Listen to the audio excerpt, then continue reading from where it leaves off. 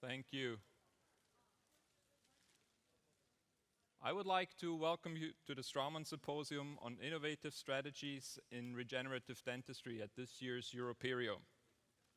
And I'm not just welcoming you here in the room in Amsterdam, but also the many thousand, here we go, the many thousand followers that we have on our live stream in Facebook. It's the first time we stream this event live, so we're hoping for a lot of attendance also live. Straumann has always been a pioneering force in implant dentistry and is still a leading innovator in the field. Our history is full of developments that have defined industry standards. Just to name a few, the legendary soft tissue level implant with rock-solid and selective technology, our comprehensive range of bone-level implants with the newest addition, the 2.9mm bone-level tapered implant, a broad spectrum of treatment protocols for edentulous patients, innovative ceramic implants, and last but not least, a fully validated and integrated digital workflow for chairside, in-lab, as well as centralized applications. Some major changes in materials, workflows, patient expectations, and customer buying behavior are fundamentally changing our industry. New materials for implants and prosthetics applied in additive manufacturing processes.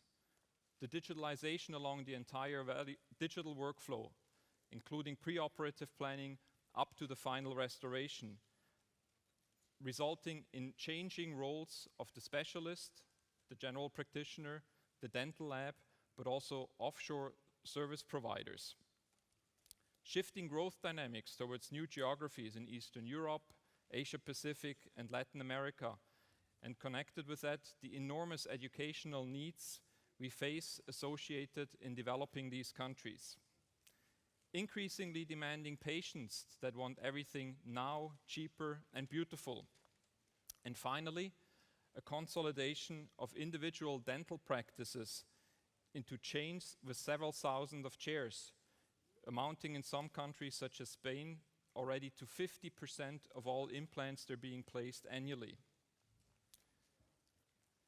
To address, but also shape these trends in the market, Straumann has put together a network of partnerships under the umbrella of the Straumann Group in the areas of dental implant dentistry, orthodontics, the digital workflow, biomaterials, and related technologies. Through this portfolio of brands and solutions, the Straumann Group is a total provider of solutions, covering a full spectrum of indications, solutions at different preferences and different price points without compromising on quality or patient outcome. Moving from a narrow spectrum of dental tooth replacement, Straumann has evolved into a total solution provider in aesthetic dentistry, becoming not only the largest dental implant company in the world with more than 3 million implants being sold annually and servicing more than 150,000 customers worldwide, but a comprehensive provider and key player in CAD/CAM, biomaterials, and orthodontics. Today, however, we want to talk about a product and focus on a solution that many of you are very familiar with, Straumann Emdogain. Despite the fact that this product has been on the market for more than 20 years, the exciting development into new indication continues, namely into wound healing and its application in flapless periodontal therapy. Emdogain is one of the best researched products in dentistry, with more than 2 million patients treated, more than 1,000 publications and clinical papers, and last but not least, long-term scientific evidence that spans more than 10 years. Without further ado, though, let me introduce today's speakers that will build on the strong history of Emdogain and will also share an exciting perspective on the future of this product. We start with Professor Adrian Kasaj. Professor Kasaj is Professor of Periodontology in the Department of Operative Dentistry at the University Medical Center in Mainz, and he will talk to us about the clinical potential of enamel matrix derivative when combined with non-surgical periodontal therapy. Professor Kasaj will be followed by Professor Paul Sharpe, the King's College of London in UK. He will talk to us about dental repair and regeneration, bringing discovery science into the dental clinic. And last but not least, we can welcome Professor Giovanni Zucchelli, Professor of Periodontology and Implantology at the University of Bologna in Italy, who will talk to us about soft tissue management and Emdogain, and wound healing using Emdogain. But before we start, let me spend 1 minute on the Young Pro Award. Like many conferences, the Europerio focuses on current research and the people who are driving it today. We seldom think about future generations and the researchers of tomorrow. This is why Straumann and Botis have launched the Young Pro Award at the Europerio in 2015. The goal is to encourage and promote young talents in regenerative dentistry, and I'm delighted to announce that the 2018 award is now open. The first prize is 10,000 euros, and the winner, together with the runner-ups, receive a free trip to the Botis Bone and Tissue Days in Berlin. The competition is open to practitioners, students, as well as researchers under the age of 35, who are invited to submit their original work that contributes to the advancement of oral tissue care as well as regeneration. The deadline, as you can see, is September 15th. You can get flyers from our staff at the exit as well as at the Straumann and Botis booth in the exhibition hall. Before you leave, we would very much appreciate to receive your feedback. You will find the respective buttons at the exit. And I already thank you now for your feedback that will help us improve these events in the future. So without further ado, I will hand over to our first speaker, Dr. Kasaj. Thank you very much.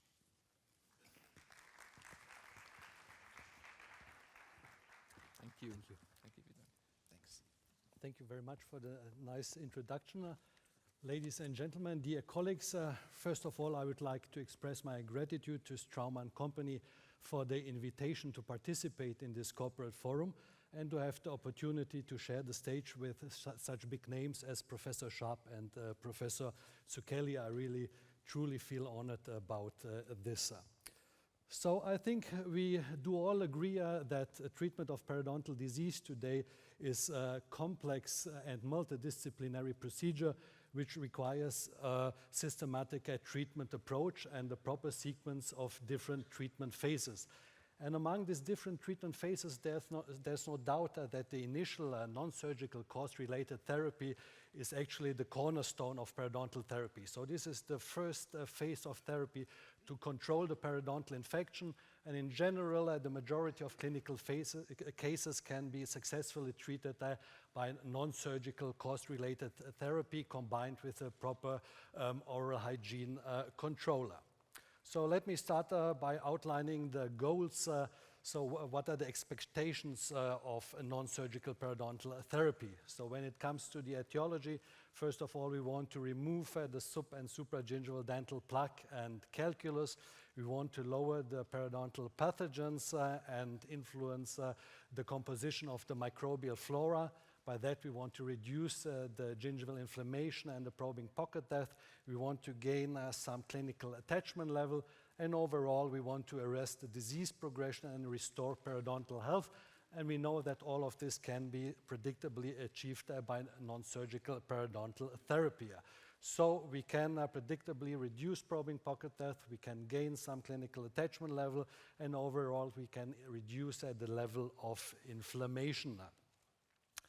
So if we summarize up what are the outcomes, what can we expect from non-surgical periodontal therapy according to this systematic review from Charles Copper, we can expect some probing pocket depth reduction ranging between 1.3 to 2.2 millimeters. The according gain of clinical attachment level ranges somewhere between 0.5 millimeter up to 1.2 millimeters. We know from the scientific literature that in shallow pockets we will lose attachment, and we know that the mean reduction of inflammation which can be expected following treatment in pockets 4 to 6.5 millimeters is around about 45%.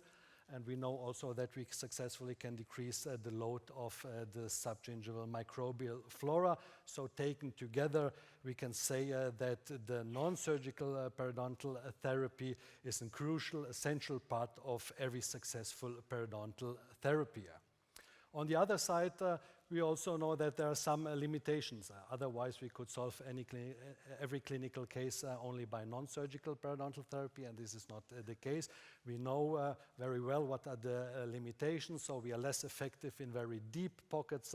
We know that we are less effective in the interproximal area, also in the furcation area, and we know that there are some patient-related factors like smoking, uncontrolled diabetes, or the presence of insufficient plaque control that may limit the clinical outcomes following non-surgical periodontal therapy. And so there was the attempt over the years to further improve the outcomes of non-surgical periodontal therapy, for example, by some technical advancements. So we have the evolution, like the development of the hand instruments. We have today the sonic, the ultrasonic instrument. We have different kind of lasers, photodynamic therapy, and we have also the polishing devices. We have also, like today, the endoscopes, also an attempt to further improve the outcomes of non-surgical periodontal therapy by visualizing the root surfaces, so controlling the process of scaling and root planning. And over the years, there have been also some advances in the treatment protocols. So we have the standard classic quadrant by quadrant approach. We have the well-known full mouth scaling approach and the full mouth disinfection approach. And from today's point of view, we can say, okay, all three treatment modalities may be recommended for initial treatment of patients with chronic periodontitis. So the differences among these different treatment protocols are very low. So further attempts to improve outcomes following non-surgical periodontal therapy was also the use of different adjunctive antimicrobial therapies like systemic antibiotics, local antibiotics. We have the probiotics, we have the biofilm removers, we have chlorhexidine gels and chips, and we have different antiseptics which can be used for subgingival irrigation. And if we summarize these adjunctive antimicrobial therapies here according to this meta-analysis by Jonah and co-workers, we can first of all conclude that the scaling and root planning procedure is still considered the primary treatment outcome. So these adjunctive therapies are not aimed to compensate for a poor scaling and root planning. So they're really only adjunctive therapies, and still the primary treatment modality is the mechanical instrumentation of the root surface. So what we can expect from these adjunctive therapies? We see regarding the gain of clinical attachment level, it's around about a third of a millimeter in patients with chronic periodontitis over a period of 6 to 12 months. So this is the added benefit of these adjunctive therapies when compared to scaling root planning alone. And if we look at the ranking of this treatment procedure, first of all, we can say, okay, there is not really a significant difference among these adjunctive therapies. But if we do some kind of ranking, we see that the doxycycline gel is ranked first, followed by the use of photodynamic therapy. So in this context, we may ask also ourselves, what could be the benefit of Emdogain when used as an adjunct to non-surgical periodontal therapy? And we know that Emdogain is for sure the most extensively researched biomaterial in the world. And we know that apart from its regenerative capabilities, this biomaterial has also antibacterial properties, anti-inflammatory properties, and also angiogenic properties, which makes this biomaterial also interesting as an adjunct to non-surgical periodontal therapy. And indeed, it was a common clinical observation just from the beginning that this biomaterial was used, that the soft tissue wound healing seems to be improved by this biomaterial. And this was also proved by an early study from Wenström and Linde. You see here the treatment protocol. They treated 28 patients, each exhibiting 6 sites with probing pocket depth equally or deeper than 5 millimeters. and all these sites showed bleeding upon probing. The study design was a split mouse randomized placebo-controlled study, and the treatment consisted of mechanical instrumentation of the root surface followed by a soft tissue curettage. So they actually used the soft tissue curettage to induce soft tissue wounds. After that, the root surface was conditioned with 24% of EDTA, and the test sites received Emdogain application, whereas the control site were only treated by means of the carrier only. And what they saw actually after 3 weeks, that by the application of Emdogain, that we had a significantly higher frequency of sites without clinical signs of inflammation and bleeding on probing. So the early soft tissue wound healing was improved by application of Emdogain compared to scaling root planing alone. And the biological explanation for this observation was given some years later by this worker coming from Aspediello and co-workers. Again, you see a similar treatment protocol, so the inclusion of sites with probing pocket depth deeper than 5 millimeters.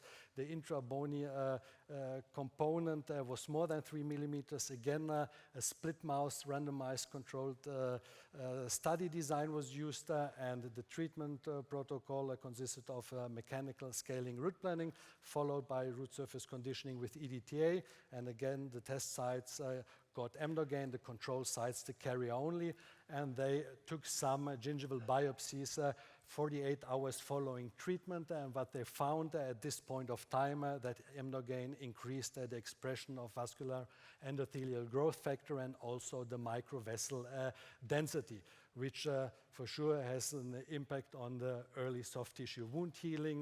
Then at the end you get some better quality of soft tissue, and this also influences your clinical parameters.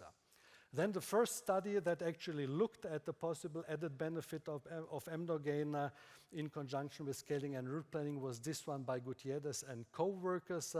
Again, you see a very similar treatment protocol, inclusion of periodontal sites with probing pocket depth equally or deeper than 5 millimeters. Intra-bony defects were more than 3 millimeters.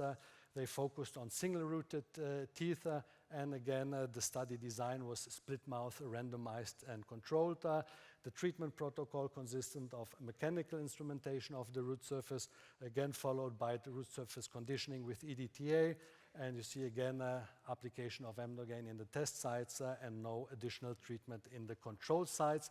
At 3 months following treatment, they saw favorable clinical results in both treatment groups.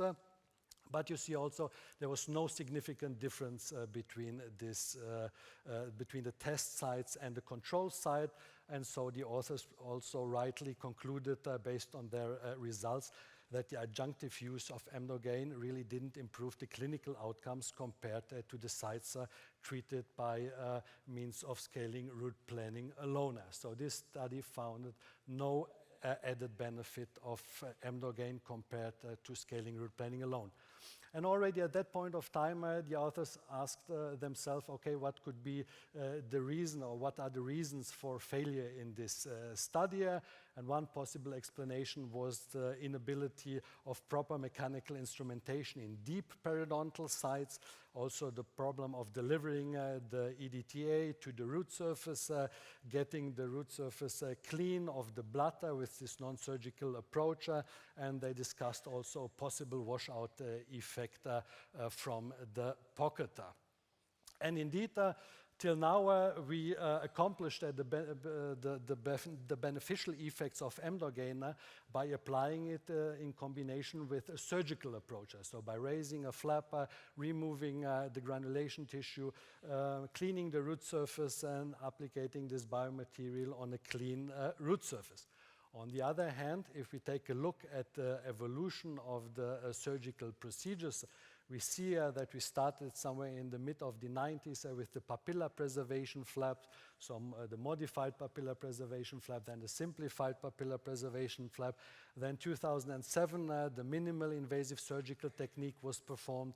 In 2009, the modified minimally invasive surgical technique was introduced, and in 2011, Ribeiro and co-workers first described the minimal invasive non-surgical technique, the so-called minced technique.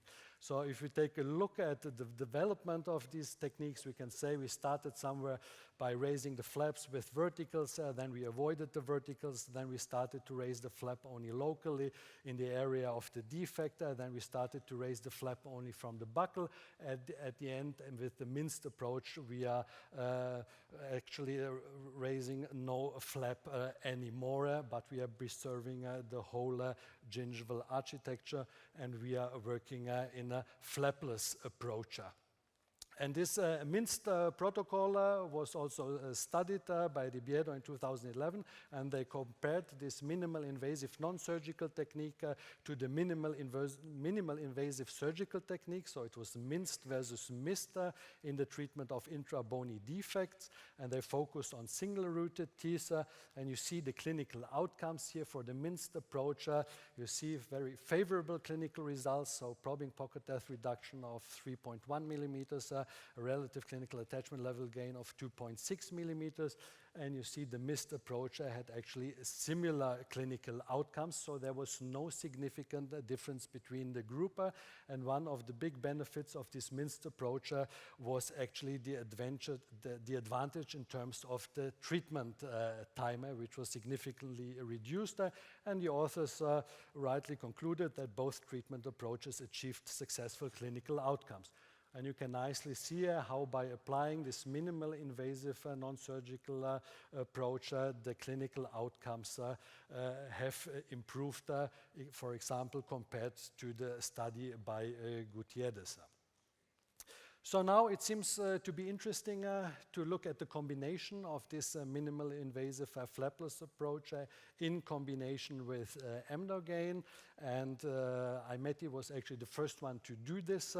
And you see here the study protocols. They treated 30 patients with at least one tooth exhibiting probing pocket depth equally or deeper than 6 millimeters, associated with an intra-bony component of at least 3 millimeters. They chose a parallel group randomized control design, and the treatment consisted in the test site of this novel flapless approach combined with Emdogain, and the control site was treated by means of a minimal invasive surgery, which meant a single flap approach or modified mist combined with Emdogain. And here it's important to outline, okay, what was this flapless approach? It consisted of using very fine instruments, mini curettes, very thin ultrasonic tips. Magnification was used in form of a microscope, and they had special fine instrument like very fine gingival retractors and also fine microsurgical mirrors. Also important to see the maintenance was very strict here, every 2 months for the first year and every 3 months for the second year. And the altogether follow-up period was 2 years. And now if you take a look at the clinical outcomes following this flapless approach, you see a further improvement of the clinical outcomes in comparison, for example, to the minced approach alone.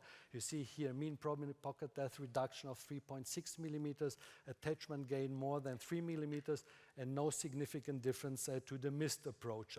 So there was no difference to the single flap approach and the modified minced approach. There was some difference in the molar area. So here this flapless approach was less predictable than the minimal invasive surgical technique. On the other side, we have again the benefit of the reduced chair time with the flapless approach. And again, here the correct conclusion of this study that Emdogain combined with this minimal invasive flapless approach may represent an attractive alternative to the minimal invasive surgical techniques. So there is meanwhile also some histological evidence to support the use of Emdogain with non-surgical periodontal procedures. This one is animal model, and they looked at the benefit of Emdogain when combined with scaling root planing in comparison to scaling root planing alone. and they find in their histologies that Emdogain actually exhibited a greater amount of new cementum and also decreased epithelial downgrowth when compared to the control site. So now we see also an improvement of the quality of the attachment by applying Emdogain in a non-surgical way. And another interesting human histology study coming from Melonik and co-workers, they treated 4 patients with Emdogain and the flapless procedure. And actually they found in 3 out of the 4 specimens treatment new cementum on the root surface, a new periodontal ligament, a new alveolar bone. And they stated that periodontal regeneration may also be possible after the use of Emdogain combined with scaling and root planning, so with a flapless approach. So at the end, let me present you the latest study looking at the benefit of Emdogain when combined with non-surgical periodontal therapy. This was one European multi-center studies with the centers at the University of Leipzig with Professor Jenscher, then Dr. Docuzzo from Torino in a private practice, then the University of Rome with Dr. Mardini, then our center in Mainz and Professor Jepsen from the University of Bonn. So altogether we treated more than 30 patients, and you see the inclusion criteria here. It were residual pockets, so pockets following cause-related therapy. Inclusion criteria was probing pocket depth ranging between 5 and 9 millimeters. Bleeding on probing was positive. And it was also a split-mouse, randomized controlled clinical trial.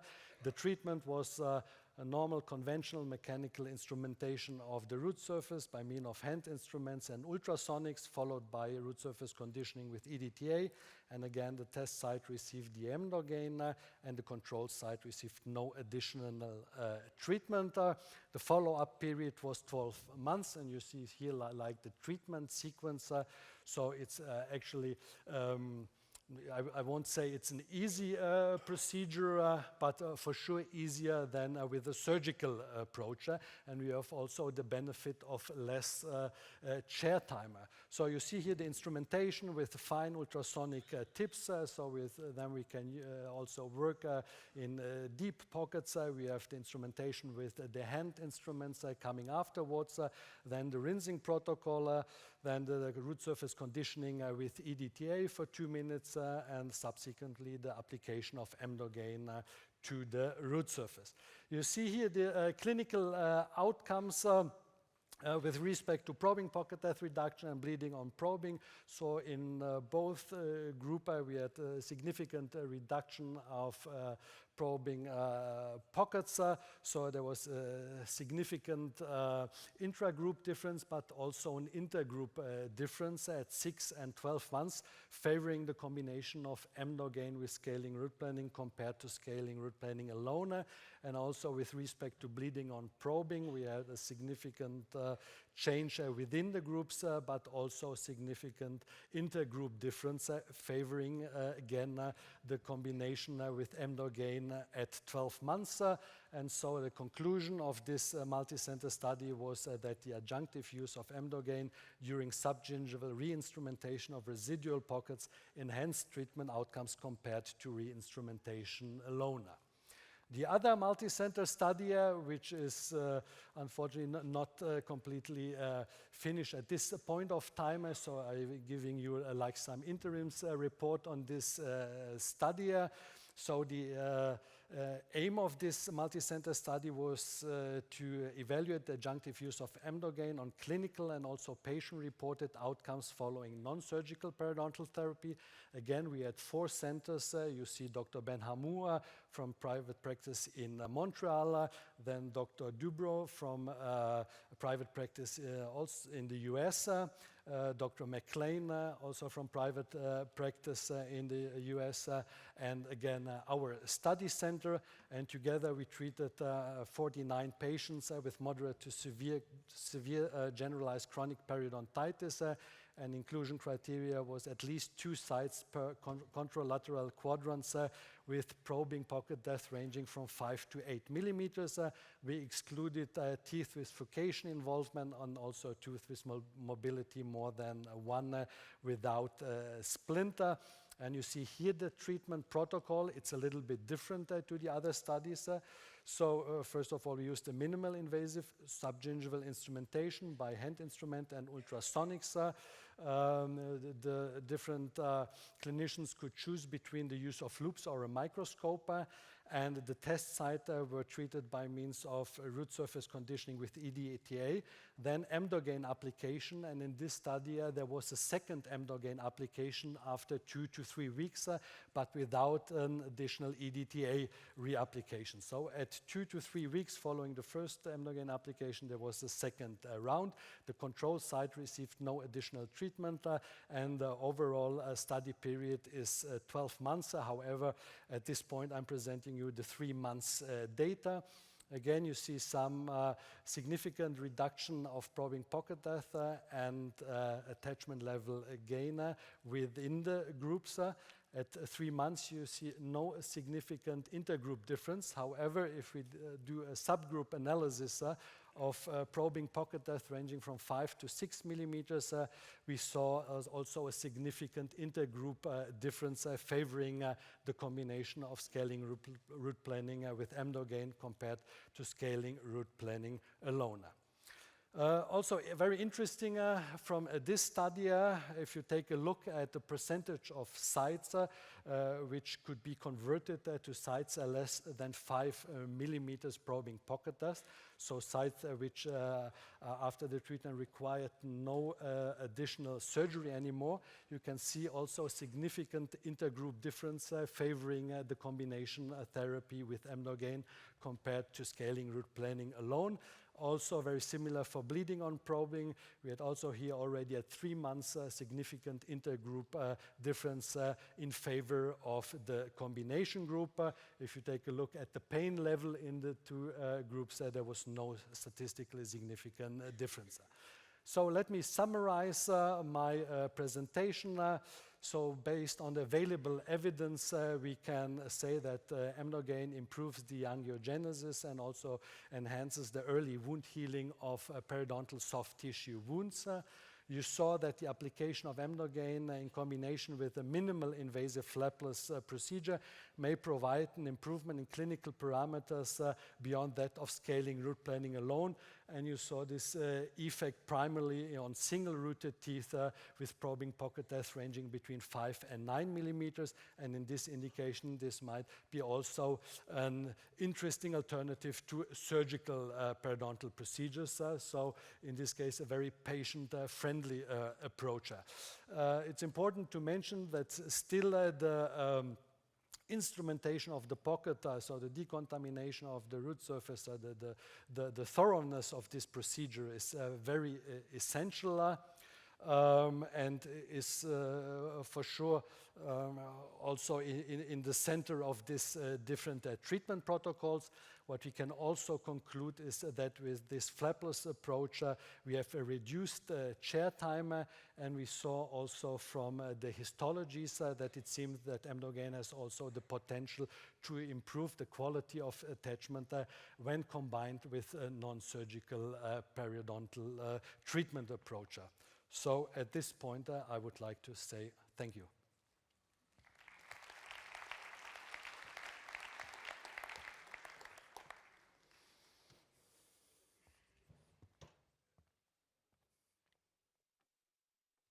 Thanks. Well done. Good job.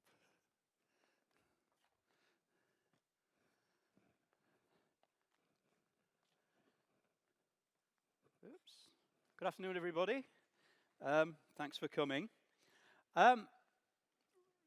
Regenerative medicine can broadly be separated into two main areas.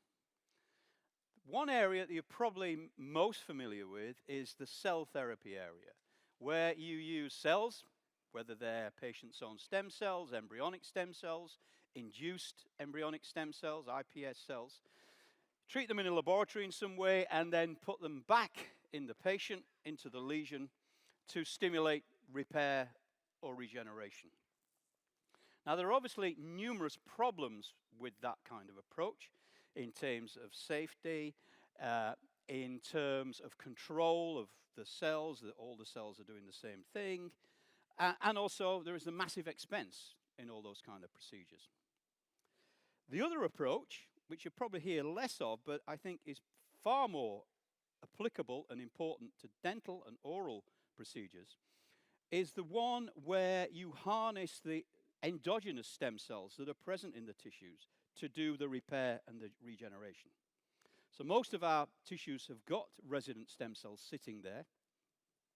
And if you can understand how those stem cells behave and their properties, then there is the potential to use very simple pharmacological approaches to activate or overactivate those cells so that they do what they would normally do, but they do it better.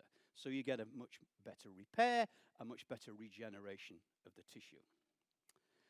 If you're going to do that, then the one thing you have to know is the cell properties within the tissue you're targeting. So you're all familiar, of course, with this tissue, the periodontal ligament. All know that it's a complex tissue. It contains a number of different cell types, including stem cells of various kinds. Ideally, what you'd like to be able to do is to study every single cell within the periodontal ligament. So you know something about every single cell, regardless of what cell type it may be, regardless of whether it's during homeostasis or during disease.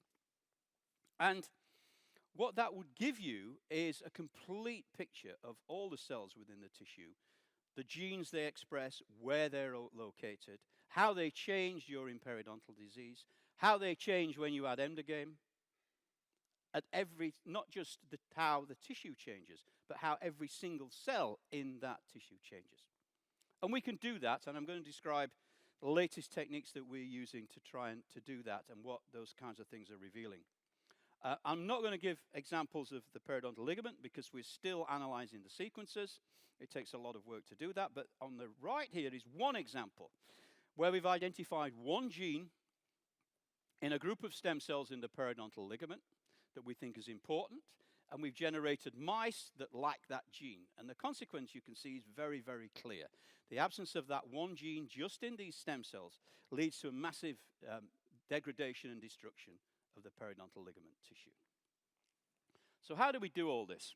Well, the main technique I'm going to describe to you today is called single-cell transcriptomics.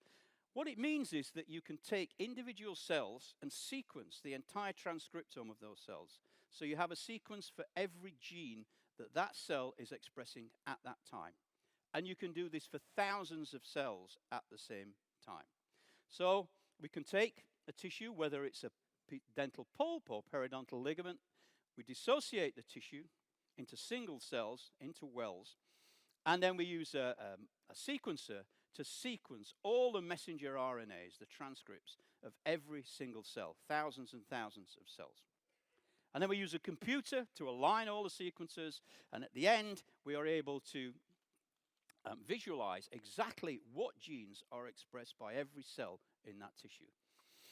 And we can present those as shown here in all these little dots as this sign plot, where each of those dots is a single cell that are grouped together with these colors of having transcriptomes, gene expression patterns that are more similar to each other than the rest of the cells. And then you can start to identify what the cells are. So the red cells are stem cells, mesenchymal stem cells. Down in the bottom, we have the transit amplifying cells. They're the progenitors. They're the cells that the stem cells are making. They're the cells that differentiate into the various tissues. And then we can have very specific cell populations. So we have pericytes, which are perivascular cells. They're the cells that sit on the outside of blood vessels. And we also have cells that we can't identify, cell populations. So what are those cell populations? Where do they reside within the tissue? And what are they doing? That's one representation. What you can then do is to compare cells in different tissues. So this is an example on the left here of pulp cells, pulp stem cells, in fact. If you take them from a molar versus an incisor and compare all their transcriptomes, you can see that there are clear differences between them. Just look at all those red dots. They up above the line and below the line are completely different. You can then compare different tissues, compare molar stem cells with bone marrow stem cells, and you can also see that there are major differences. And then you can drill down into individual genes. So dental pulp stem cells are derived from the neural crest in the embryo. They express neural crest genes, as you can see here. Those peaks for those 3 genes tell you that the molar and the incisor pulp stem cells are expressed in the neural crest genes, whereas the bone marrow stem cells are not, because bone marrow stem cells are not derived from neural crest. So it's a verification that this technique works. If you look at 2 odontogenic genes, DSPP and GLE1, these are 2 genes that are expressed in active stem cells that are functioning. And in this case, those stem cells in the incisor are allowing the incisors to grow continuously in this system. And you can see they've got peaks, those genes are expressed. In the molar, which is not growing, those genes expressed in active stem cells are not expressed, an indication that the stem cells are not active. Most significantly, one of the things we can do is to look at cell heterogeneity. If you're looking at the entire cell population, you can ask the question, how heterogeneous are some of the cell types within that population? For example, how heterogeneous are the cementoblasts within the periodontal ligament? Are they all exactly the same, or are there regional differences depending on where they are? This is an example of, these are called dendrograms. They're looking at relationships between cells. If you look at incisor stem cells and molar stem cells, you see that they look pretty similar. There are 2 major populations, and then one of those populations has got, is split into 2. So there are subpopulations. If you compare then to bone marrow, it looks completely different. It's the same stem cells, but they have got different subpopulations because they're doing different things in the marrow to what they're doing in the teeth. So the obvious question, therefore, first of all, why within any given tissue, this is dental pulp, which is a pretty simple tissue, do you need different populations of stem cells? What are their function? And I'll show you at the end one example of what we've discovered for one of those functions. But if you think about it, and you have a complex tissue with different populations of stem cells doing different things, if you want to target those cells in a regenerative therapy, then you have to make sure you target the right cells that are doing the job you want them to do. This is just a pictorial example of 2 stem cell populations we've identified in this way in the tooth pulp. In green is a population of stem cells that express a molecule, Thi1 or CD90 it's often called, and you can see the little clone of those cells present in the tissue. And then in red, another population of stem cells located in a slightly different position that express different genes, in this case, SELSA1. These are in a dental pulp. So why would you have 2 completely different populations? In fact, there's more than these. There are other populations. But what are these doing? How do they function? And if I want to stimulate dental pulp stem cells, which cells do I stimulate? The red ones or the green ones, or the others that are surrounding them? So I'm going to talk about pulp, but I didn't want to leave the periodontal ligament there without actually showing you some data. And again, this is related to using this transcriptome data to identify genes. One of the genes we've identified so far is called axin-2. It's expressed in a population of periodontal ligament stem cells. And we're able to mark those stem cells and then follow them over time, in this case 2 months.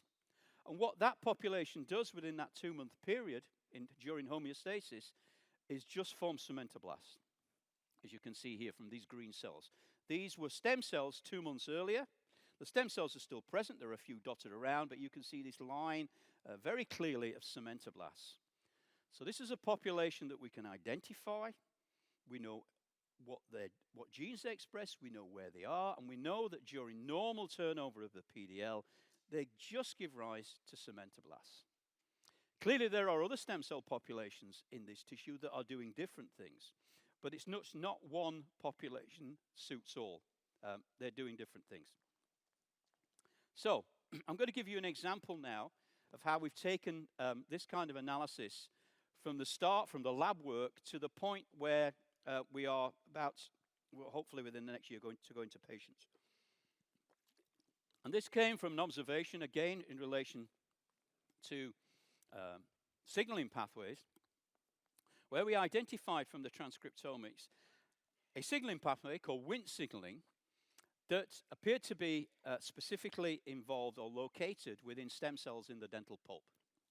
Now, Wint signaling has been known widely as a pathway that is activated very early when you damage tissue. Any tissue in any organism, from us down to fish, worms, you name it, you damage a tissue, Wint signaling explodes around that tissue. And you can see that represented in here in these blue cells. So you have these different tissues across the bottom, and they all have an endogenous level of expression of this pathway. But when you damage them, across the bottom panel here, you get a big increase very rapidly within hours of this pathway, suggesting that it's important. And you can see the bottom right here where we've damaged an incisor. Both the pulp cells inside start to express this pathway, and also the PDL cells on the outside, which are also damaged. So it suggests this pathway is important. So we use mouse genetics, first of all, to ask the question, do these cells that respond to this pathway do something special? And the cells in question are seen in brown in these pictures. So after 2 days of injury, this is an injury into a molar tooth in a mouse that exposes the pulp. So it damages the dentine, kills the odontoblasts, exposes the pulp. The stem cells in the pulp respond very, very quickly to that injury. They activate this pathway, as we can see from these brown cells, such that within a few weeks, those stem cells now differentiate into odontoblasts that make a dentine bridge, reparative dentine, to produce a repair within that lesion. So these stem cells are responding to signals released from the injury and differentiating into the odontoblast. And you can see those odontoblasts. These are the blue cells in the top right-hand corner. A day after injury, you can hardly see any because we've destroyed most of them by as you're destroying that layer of pulp cells. 5 days after injury, they all reappear. These have differentiated from those stem cells that have been activated by the Wnt signaling, and what they form is a reparative dentine bridge, as you can see there. This is a completely natural repair system that our teeth have evolved. And that's the function of the dental pulp stem cells within our teeth. It's just to do this. They don't appear to do anything else. So what happens, therefore, if we genetically at least increase this signaling pathway? The hypothesis would be that it will activate more stem cells, and you'll get more differentiation, and you'll get more repair. And that's exactly what happens. You can see on the right panel here. This is a mouse that has got genetically elevated Wnt signaling, and you can see the extent of the reparative dentine compared to the normal mouse on the left is much, much greater. So this is a titratable event. You can alter the levels of the activation of the stem cells, and the consequence is that you alter the levels of the repair. You get more repair. If you completely block the signaling, which we've also done genetically in this mouse on the right, you get no repair whatsoever. In the absence of this signal, the stem cells can't do their job. They can't make odontoblasts, and you don't get any reparative dentine or dentine bridge formed. So clearly this pathway is essential for this process. So we showed in these genetically modified mice that if you elevate the pathway, you elevate repair. So the question is, can we do that in patients rather than genetically modified mice? Well, we're not going to set about genetically modifying patients, obviously. But there are simple ways that you can do the same thing. You can activate that pathway. And the way that we've been focusing on is to use a small molecule drug, of which there are a number of this class. This is called tidiglucib. These drugs activate Wnt signaling. Doesn't matter. I'm not going to describe how they do it, but they're very, very good at activating this pathway. This particular drug has already been used in clinical trials for a number of diseases that you can see here. It's proven to be safe with very high levels given systemically at far higher concentrations than the experiments we've done, and I'm going to show you. So this is a drug that will stimulate the pathway in cells. We need to be able to deliver it into the tooth pulp, and we've done that in a number of ways, but the easiest way is we use a biodegradable collagen sponge. This is a marine collagen, commercially available, very, very simple. We use the sponge to soak up the drug. We then insert the sponge into the hole we've made to the exposed dentine as shown here, and then use a glass ionomer to protect the surface of the tooth. This gives you a scale of the size of the sponges. We can do this in very tiny holes in mice teeth. It would be it's much easier to do this in a human tooth where you've got much bigger hole. So what happens when we do this?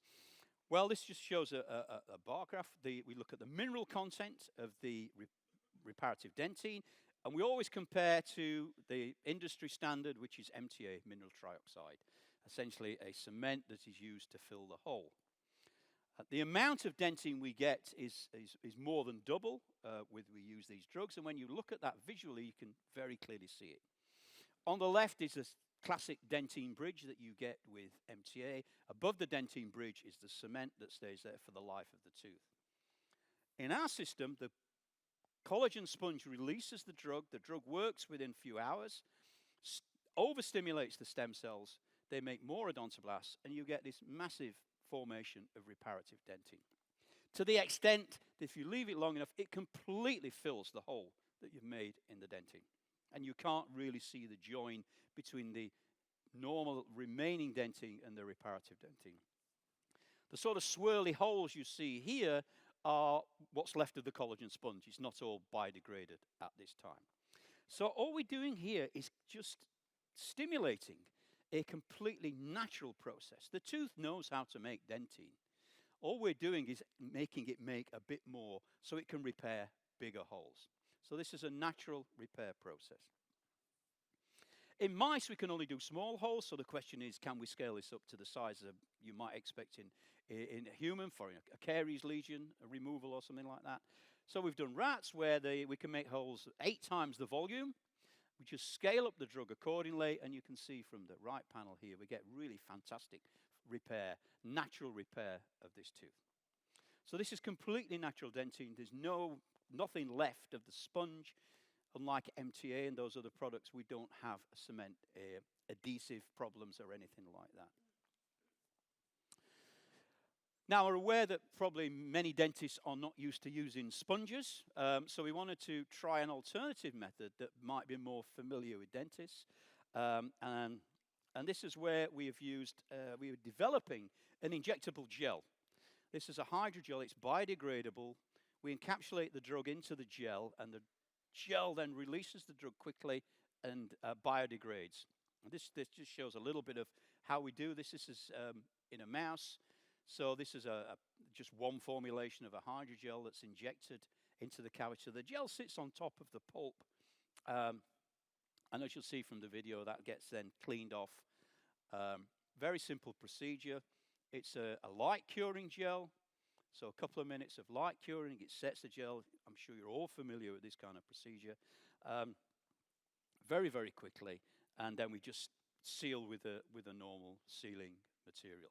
So this is the kind of stuff that I think any dentist in chairside could already do. It's just that our gel would have this drug in it. So one of the key things when you're doing anything like this is to not forget the other natural process in repair and regeneration, which is inflammation. And whenever you damage a tissue, you will get an inflammatory response. And one of the main driving cells in the inflammatory response are macrophages. So the question is, when we do these procedures, are we having any impact in the inflammatory response?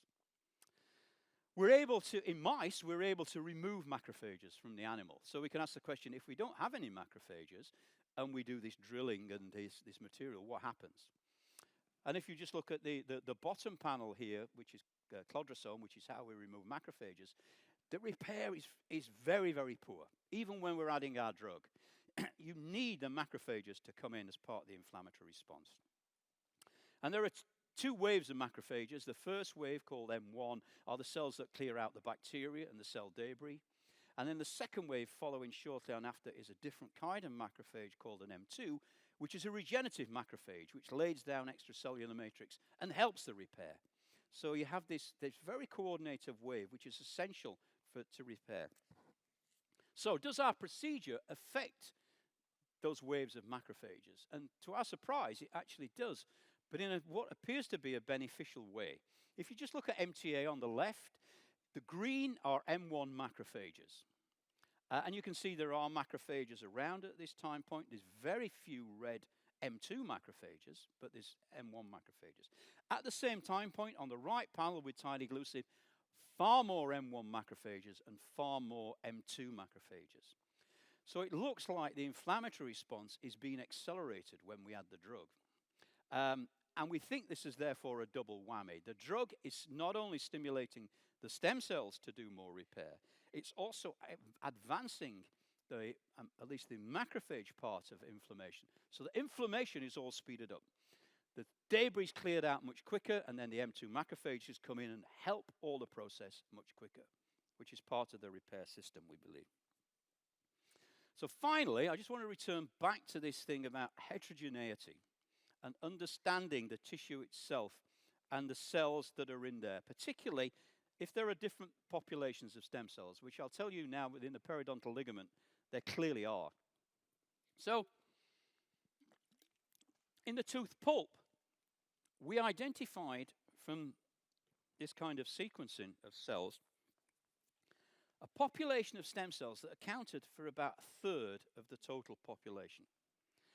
And we could visualize them because they express this molecule CD90, or often called Thi1. So if you look in the bottom left panel here, the green color is where these stem cells are and what they and their progeny that they are producing to make new pulp cells and odontoblasts. The other 2/3 are stem cells that do exactly the same as these, but they don't express these molecules or other molecules. So the question is why? Why do you need different populations, at least 2 populations of stem cells in a tooth pulp when they do exactly the same thing? They make pulp cells and they make odontoblasts. The clue came when we looked in adults. So we'd previously been looking at postnatal teeth, eruption stages, because it's easier to work on. When we looked in adults, we couldn't find these cells at all, hardly. They'd completely disappeared. So this was a population that was active during eruption, but then was lost in adults. And that sort of led us to think that maybe the role of this specific subpopulation is to increase the rate of growth, to increase the stem cell activity. And to test that, we did a really simple experiment. It turns out if you cut a mouse incisor, which is a continuously growing tooth, the cut tooth grows much quicker than the uncut tooth. It accelerates its growth. So somehow its stem cells become more active and start making more pulp cells and making more odontoblasts to allow the tooth to grow. And you can see the change in the rate of growth there. When we did that clipping, miraculously, these Thi1 positive stem cells reappeared as if from nowhere. And they accounted for all the extra cells that were required by the tooth to stimulate that extra growth. So when the tooth has some kind of trauma and needs more stem cell activity, rather than just increasing the proliferation of all the stem cells, it uses a very specific subpopulation to do that. So the final question, therefore, is where do these cells come from? I said they disappear, and then when we clip the tooth and they're needed, they reappear. Well, they come from these red cells, these different population of stem cells. The red cells, which are express this marker SELSA, are totally quiescent normally. They don't divide, they don't do anything until you cut the tooth. And that trauma stimulates these cells to divide rapidly and produce the Thi1 positive stem cells. Once the tooth reaches its normal growth rate, reaches homeostasis again, it all shuts down, the Thi1 cells disappear, the SELSA cells are still there because they've renewed themselves, ready for the next trauma. So these different subpopulations of stem cells clearly have got very, very specific functions that we're only beginning to scratch the surface of. And the key to doing this kind of work, this basic work, is to understand not only the properties of those cells, but their functions as well. Because if you have a tissue like the periodontal ligament, very complex, lots of cell types, lots of different stem cell populations that are probably doing different things, you want to know what happens to those cell populations during disease. Are they all affected the same? If you want to add something in, if you want to add a drug in, if you want to add Emdogain in, for example, does that affect all the cells equally, or is it affecting one or two or different cell populations? That then allows you to specifically target the cell population that you want to mobilize in order to do the job, to produce more cementoblasts, to produce more periodontal tissue. Thank you very much for your attention. These are the people in my lab that have been involved in this work. I'm not going to name them all, but they're a fantastic group. Many of these people are actually dentists who come into the lab to learn some of these approaches. These are the people that will be taking the kinds of therapeutics that we're hoping to develop based on biological understanding of cells within the tooth out into the clinic.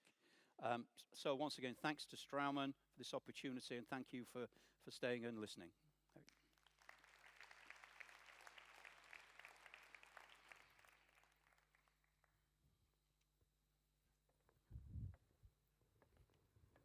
Thank you so much.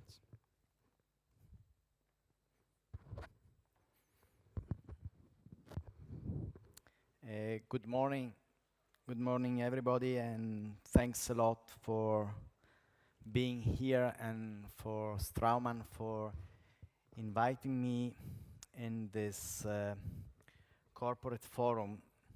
And my objective is to make my presentation, as quite always, as much as clinical as possible. So I would like to share with you some new perspective for the use of Emdogain in two different fields that is very, very important from a prognostic point of view in our teeth. One is the presence of very, very deep vertically bony defect, especially in the aesthetic area, but different from what is generally reported. This is not the 3-wall defect that are considered to be the indication or the main indication for the use of Emdogain, but the most complex of all. It's mainly 1-wall defect in which there is a complete lack of the buccal wall, so also great aesthetic risk of failure. And the second one is the very, very frequent post-orthodontic gingival recession in the lower incisors in patients undergoing to orthodontic therapy that after some years has some buccal displacement of the root that it gets out completely from the bone housing. And this is also a very, very frequent problem that also it's a big problem because this patient is very, very young, and the prognosis of this tooth can be questionable if you are not able to make the right treatment in the right time. So if we start from the beginning, we all know that it's not Emdogain that makes everything heal, but what is making everything heal is the blood clot. Blood clot, which is something that comes from the blood, and then if it is able to be confined, accumulating in a very, very stable situation, it can become blood clot. And this blood clot should be able to adhere to the root surface by means of very, very weak interaction at the beginning between the fibrin net and the collagen fibrils of the dentin tubuli. This will be transformed into new tissue, new bone, new cementum, new periodontal ligament, in other terms, periodontal regeneration. But the conditio sine qua non for the healing is that the blood clot that is forming the infrabony component of the defect, so where we can achieve periodontal regeneration, this which is extremely weak at the beginning, and all bacteria of the oral cavity can destroy it with the fibrinolytic activity, or the old trauma of the oral cavity it can destroy. It must completely separated, isolated from the oral cavity. And dear friends, the only way to separate the blood clot that is forming inside the infrabony component of the defect from the oral cavity is the soft tissue. And so what we can achieve, and should try to achieve, is a soft tissue healing that should be as much as possible by primary intention, because it cannot be really primary intention since we have the crown and since we have the root of the two adjacent teeth with the sulcus, that it's a very, very high way for the bacteria to get inside. So the complex of the regeneration is really much more because we have very, very limited area in periodontal therapy for soft tissue healing.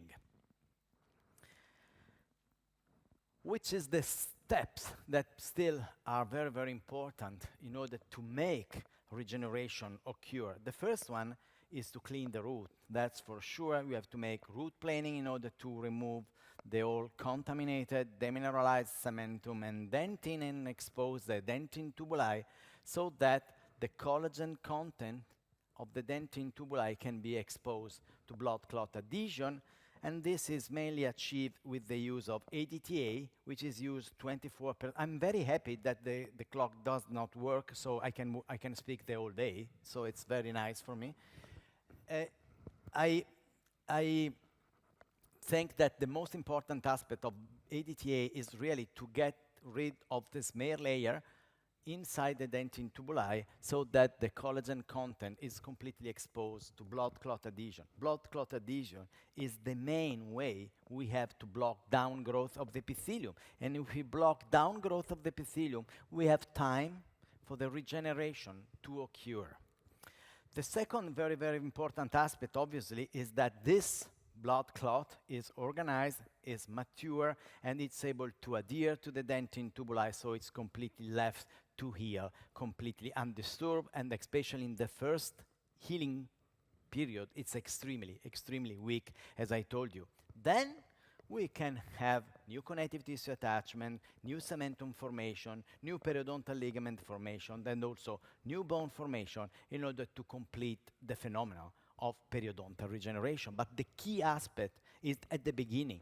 The key aspect is blood clot stability, adhesion to the root, prevention of the epithelium downgrowth, and cells of the blood clot, which is totipotentials, can be transformed into cementoblasts to produce new cementum, fibroblasts to produce new periodontal ligament, and osteoblasts to produce new alveolar bone proper. And this is the main role of the Emdogain, which is applied on the root. But this is not enough. Let's say we are speaking about the most complex defect, those defects that is not indicated for the use of Emdogain because theoretically they are not surrounded by wall. Is this an absolute contradiction for the use of this material? We are also in a very, very static area, central incisors with defect mesial and distal, loss of papilla height, very, very small soft tissue isthmus, and enormous loss of buccal bone at the buccal aspect. So this is a case that is not only a risk factor in terms of prognosis of the tooth, but it's even more for the risk of recession and aesthetic failure.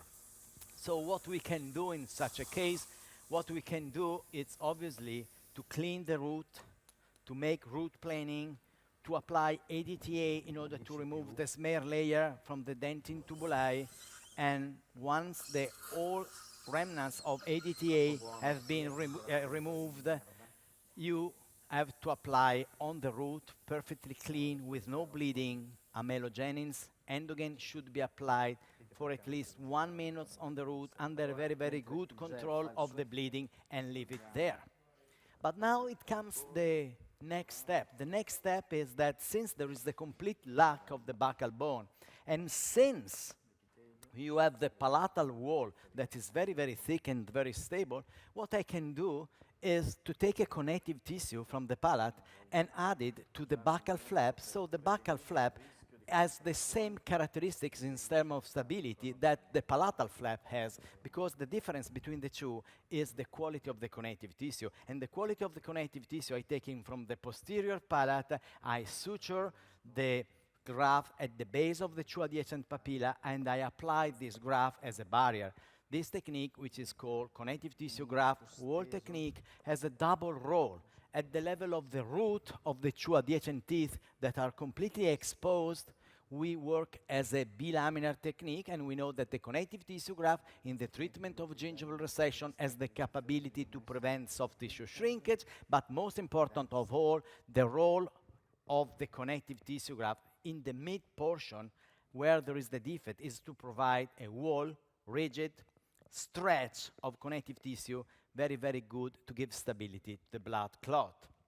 Obviously, again, first intention wound healing is a must in this situation because we are creating the whole condition for stability of the blood clot, giving a barrier, a membrane, a wall to the lack of the buccal bone, applying Emdogain in order to promote the regeneration process. So the whole blood clot that is accumulating in this area must be protected and isolated from the oral cavity. So again, first intention wound healing. And this first intention wound healing should remain, obviously, during the early phase, that is the most important of all, in order to make everything heal undisturbed, so this blood clot can start to adhere to the root surface and, with time, mature into new periodontal ligament tissue. So this is the situation of the patient at baseline, and what you can see in only 6 months' time is not a recession or stability, but a further improvement of the soft tissue. You can see that in 6 months' time, also the tooth that has extruded, you see this central incisor is extruded, so the cement enamel junction is displaced more covered, is more corner, is completely covered by the soft tissue, and also the distal papilla now is completely healed. But what is much more impressive is not only the early healing and the rapidity of the healing of the soft tissue, but also of the bone.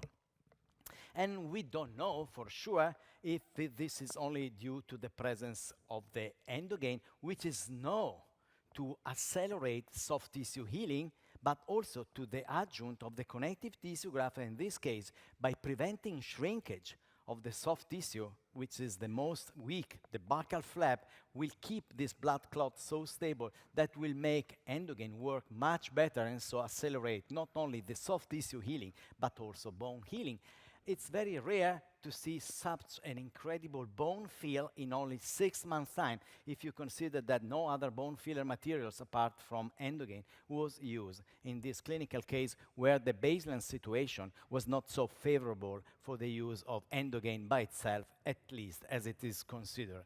This is the 7 years outcome of the same patient, in which you can see that from a soft tissue point of view, there is a further improvement, and this further improvement in the soft tissue is because of the increase in the thickness, which is done by a combination of the usage of the Emdogain and the connective tissue graft wall that will make also the distal papilla completely fill the space once the tooth has been realigned with the contralateral central incisors. So after 7 years, we can start to think and can start to see that there is not only regeneration, but also some improvement in the aesthetic appearance of our patient. And when you look at the profile of this patient, you can understand that the increase in the thickness take a very, very important role in the long-term maintenance of the soft tissue outcome. And this is the X-rays after 7 years follow-up, which again demonstrate that there is not only a early good healing, but also a quite long-term stability of the outcome, as if we know this is mainly dependent on the patient and on our dental hygienist capability to motivate. But what's next step? Is the same approach can be used only in those situations in which we already start with a compromised situation of the soft tissue, and this is the typical case in a one-wall defect, so not really indicated for the use of Emdogain, with already some loss of papilla and crater formation. But again, we have a good luck that we are in the upper jaw, that we have the palatal, sorry, I don't know, how can I go back? So, sorry, rewind. This is the situation at the beginning. This is the defect once it has been open, and we have the big advantage that the palatal wall that I cannot sign is the very, very, very high soft tissue wall made of dense collagen-rich connective tissue that is indicated by the white arrow that it's very, very vertical, because we have the luck that the palatal soft tissue is very stable of itself. If you elevate it full thickness, there's no tendency to collapse. So what we have to do in this case again is to provide the buccal flap that obviously must be open a bit more in order to get an access to such a very, very deep defect that is completely lacking of the buccal wall, of also a barrier that makes the buccal flap very, very similar to the palatal flap, because you add what is lacking to the buccal flap. So the good, thick layer of collagen-dense connective tissue that is typical of the free gingival graft disepithelialized from the palate. Amelogenins and Endogain must be applied twice. First of all, after ADTA, root planing, ADTA 2 minutes, 24%, rinse a lot with saline, clean perfectly the root, leave the amelogenins absolutely in contact to the root so that this will be deposit. And once this has been done for about 1 minute, you start the application of the connective tissue wall, which is a barrier that has the main function to make, at the level of the true root of the adjacent teeth, a barrier to prevent the shrinkage of the flap, and in the main portion to provide the lack of the buccal wall by a very, very stretched, by a very, very stable soft tissue wall that gives stability. But what is much more interesting of this procedure is that the stability that we can provide to our blood clot is not only in the infrabony component of the defect, which is determined by the position of the bone crest of the adjacent tooth, but also since the graft, it is applied from the cemento enamel junction to the bone crest in the suprabony component of the defect, trying to improve the stability of the blood clot, not only in the infrabony, but also in the suprabony component of the defect. This connective tissue graft is taken from the palate, exactly in the same way we do when we treat gingival resection. It is disepithelialized extraorally. It should be thin, but stretched, good quality, in order to work really as a wall, as a barrier, to provide the buccal wall that is lacking because of the lack of the buccal bone. And this is done extraorally. And once it is applied, you see this is the position of the bone crest, and this is defining the infrabony component of the defect, but also the suprabony component.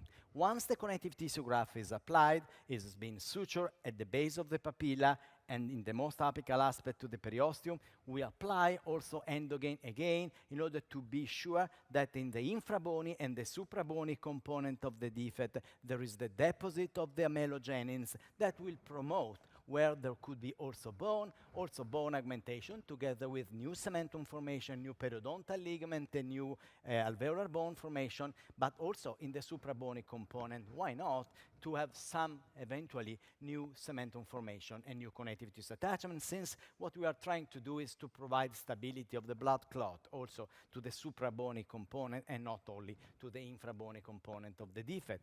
But again, the key point is always the first intention of wound healing. Everything should be completely closed, because whatever we do in order to give stability to the blood clot doesn't mean anything if we don't give the possibility to the blood clot to be completely isolated from the oral cavity.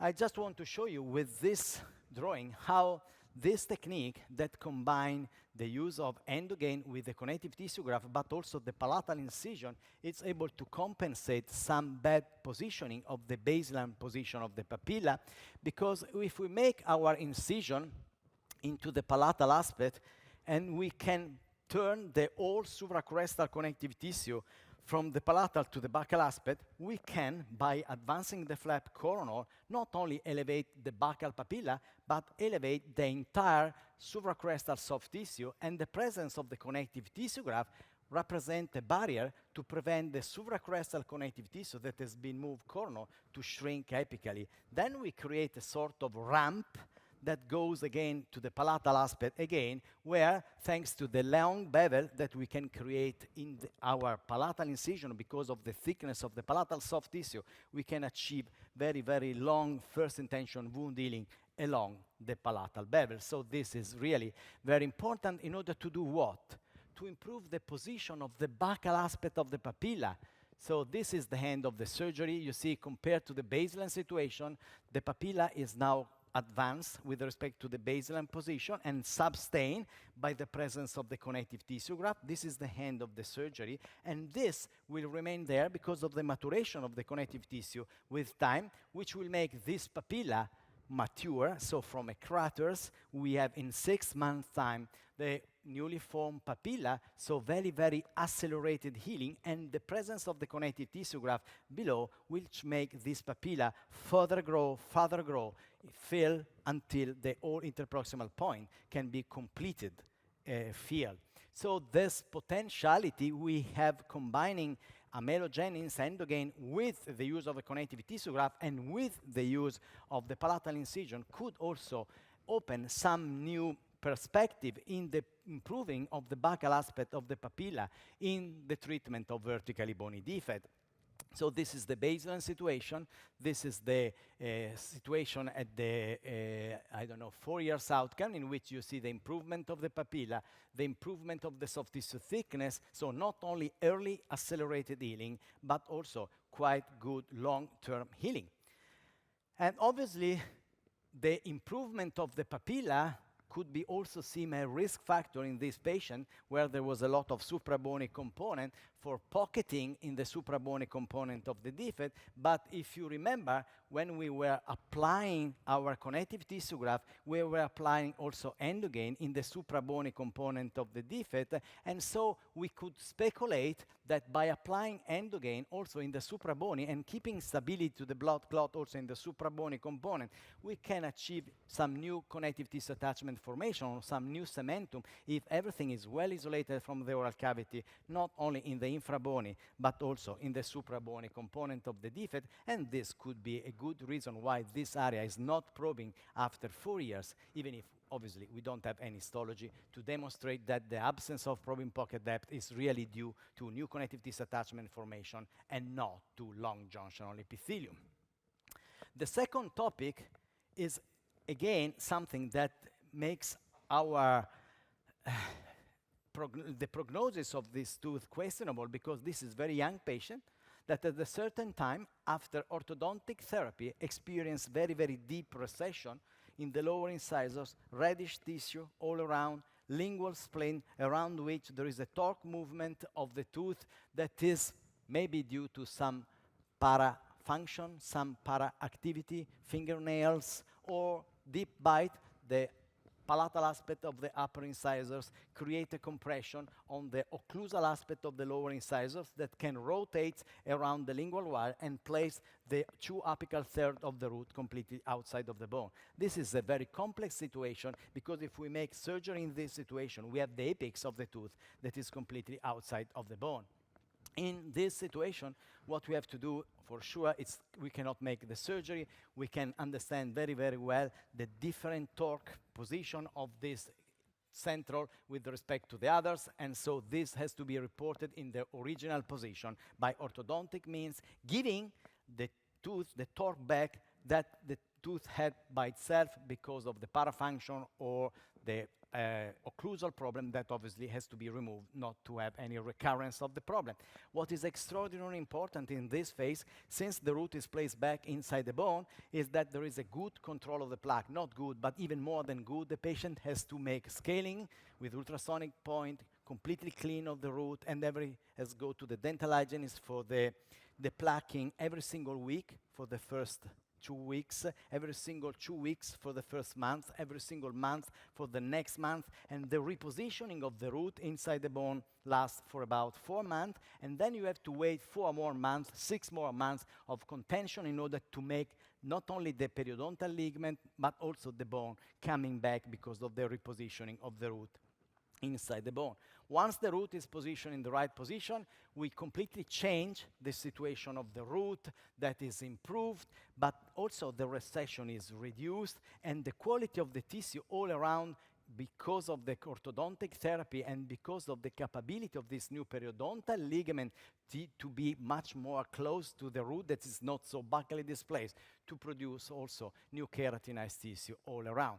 This is the end of the active phase. You don't have to make surgery at the end of the active phase, but you have to wait 4-6 months more before the surgery. So this is before and after orthodontic therapy. And if you want to make some measurement that obviously cannot be so precise, if you look at the situation at the baseline, we have a situation of 6 millimeters of gingival recession plus 3 millimeters of probing pocket depth, which is about 9 millimeters of clinical attachment loss. At the end of the active phase, we have about 3 millimeters of recession and 3 millimeters of probing pocket depth, which should suggest at least 3 millimeters of cal gain. But we don't know exactly where is the bone crest at the beginning, because the bone crest, since the root is very buccally displaced, can be much, much more than 9 millimeters or even 10 millimeters more apical than the cement enamel junction. And what is much more, let's say, important is that this therapy don't change so much in terms of width of the recession. Obviously, it change a lot because the root is placed inside the bone, but also change the height of the root exposure. Now, if you look at the intrasurgical situation, you have a distance from the cement enamel junction to the bone that is no more than 5 millimeters. So orthodontic therapy done before, it's a very, very good way in order to improve the amount of bone, really bone. It's about 4 to 5 millimeters of bone gain before the surgical procedure. Now, it's time for the surgery, and the surgery has two main roles. The first one, obviously, is to cover the recession, but the second is to give back new connective tissue attachment on that portion of the root that is still exposed from the bone, and this, in my opinion, is really a good indication for the use of Emdogain in mucogingival surgery, obviously applied together with a connective tissue graft. Connective tissue graft is used only to give stability to the flap because the flap does not have so much of keratinized tissue, and the use of Emdogain in combination with the connective tissue graft will make much more probable that new connective tissue attachment will form at the level of the exposed root, because in this case the root is wide, the distance of the periodontal ligament is more, as some literature tells us. The possibility to fail with new connective tissue attachment is much more in the middle of the recession, and so if you have wide recession, if you have buccally displaced recession, there is, at least from a biological point of view, some indication to use Emdogain. We don't know how much, in this case, Emdogain really help the coverage, the increase in the keratinized tissue, or whatever, because this is also due to the corneal advancement of the flap and the presence of the connective tissue graft, but especially in those situations in which there was a lot of bone loss and there was a lot of connective tissue attachment loss, we have to try to improve as much as possible by applying Emdogain amelogenes, the new cementum formation and new connective tissue attachment formation on root that was completely free of any kind of attachment. So this is the situation of the patient at the baseline, and this is the situation of the patient. You see, we are in a situation in which the vestibulum depth is very, very shallow, but thanks to this technique that I like to call it vertically advanced flap, we can take our flap from the lip and make it vertical by anchoring it to the periosteum in the most apical aspect. And so we have a vertical flap that, thanks to the presence of the connective tissue graft, thanks to the presence of Emdogain on the root, will make her job on the root and improve not only root coverage, but maybe also the quality of the attachment. So if we look the very, very few reference we have in the literature, this is the study of Gottlob, which has demonstrated that most of the time the long junctional epithelium forms in the middle. We can speculate that the largest is the recession, the more is the need to help the blood clot to be transformed in cementoblast and fibroblast in order to produce new quality of attachment in the mid portion, since this area is even much more far as much as more as the root is buccally displaced. So the more the root is buccally displaced, the more we need, at least from a biological point of view, the need to adjunct Emdogain in order to improve the quality of the attachment, together with eventually also root coverage and keratinized tissue height. So this is the before, and this is the patient after 7 years, in which you can see that the great stability of the outcome, the great stability also in terms of muscle repositioning, which is blocked apically, so the vestibulum depth has to completely restore. And this is the situation of the patient before orthodontic therapy, and this is the situation after the healing, in which you can see that all space that was previously occupied by the buccal displaced root is now occupied by the soft tissue. And this is the comparison between before and after surgery, which tells you that also obviously surgery is critical in order to increase the thickness and to improve the quality of attachment between the soft tissue and the root. This is the comparison and the amount of soft tissue thickness that was increased at the level of the central incisors thanks to the combination of the use of the connective tissue graft, coronal advanced flap, and Emdogain. So this is the profile. So let me conclude my lecture, and this is the only slide that Martina Stefanini prepared for me. I cannot read anything, as you can see. In the conclusion is that I cannot see the conclusion. You can see the conclusion, so I will invent them. That we can say that new soft tissue approach combined with the use of Emdogain can open new perspective in the treatment of vertically bony defect and very, very deep gingival recession, post-orthodontic cases. Accelerated soft tissue healing, it's a common aspect of both treatment of vertically bony defect and gingival recession. And this is something that we know from many times, the capability of Emdogain to accelerate soft tissue healing. But the combination of this surgical procedure, connective tissue graft plus coronal advanced flap and verticalization of the flap, seems to make also some acceleration of the bone healing. Then, improve the aesthetic outcome together with the periodontal treatment. So complete root coverage in the treatment of gingival recession, and also some idea to improve the papilla height in combination with the treatment of vertically bony defect. And finally, we are not sure because we don't have histology, but there is some biological possibility or some biologically feasible improvement of the quality of the attachment, not only at the level of the root buccally displaced, but also in the suprabony component of the infrabony defect. Thank you very much for your attention.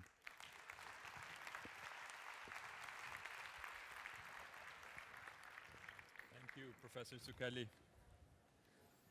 This brings us to the end of our session today, and I would like to thank our three speakers, Professor Kasaj, Professor Sharpe, and Professor Zucchelli, for their very insightful lectures.